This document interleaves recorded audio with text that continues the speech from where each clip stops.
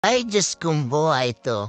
Ang sarap lang maggala, magdagat, lalo na pag may mga kasama kang tropa. Tamang duyan-duyan lang. Tingin-tingin sa mga view, ng mga ganda. Tapos, may makikita ka pang naghaharutan dun sa dulo ng dagat. Hay, minsan mapapaisip ka na lang na, bakit sila meron?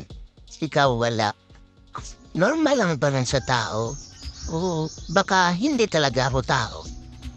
Napagkamalan lang tao. Kaya minsan, mapapaisip ka na lang na baka hindi talaga ako taga rito. Taga ibang planeta ako. Baka pinadala lang ako ng nanay at tatay ko para sa isang misyon. What if buuhin ko yung Dragon Balls? Tapos pag nabuo ko na, i-wish ko na hanapin yung true love ko na magkita na kami. Kasi parang gusto ko na siyang makita.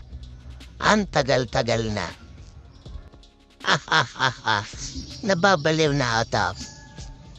Ano ba tong naisip ko? Kung ano-ano na. Hindi ko na malaman kung okay pa ba ako o hindi na. Pero hayaan mo na yan. Ganyan lang naman talaga siguro yung buhay. Sana mabaliw na lang kang tuluyan. Pero huwag sa mga kalukuhan. Sa pag-ibig sana para masaya. Ay, sorry. Ano ba yan? Kung ano-ano nang naiisip ko. Bakit? Kasi ang tagal pang ipakita yung true love ko. Gusto ko lang naman siyang makita eh. Masama ba yun? Hindi naman siguro, di ba? Pero ayos lang na walang dumating. Masaya naman ako sa ngayon. Sa ngayon, hindi pang matagalan ay joke lang. Pero alam ko na magkikita namin kami. Hindi pa sa ngayon, sa tamang panahon. Not now, but soon. Kaya sa ngayon, focus muna ako sa goal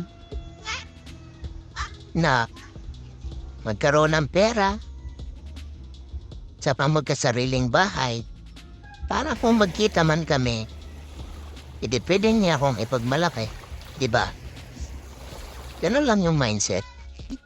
Oo nga pala, hindi pa pala ako nakakapagpakilala.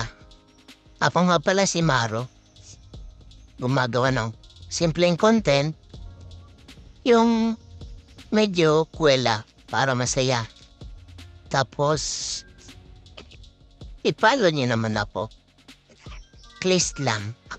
Kaya kung gusto niya, subscribe na rin yung YouTube channel ko, yung Maro TV. At saka pindutin niyo na rin yung bell para lagi kayong updated sa mga bago kong video. Thank you!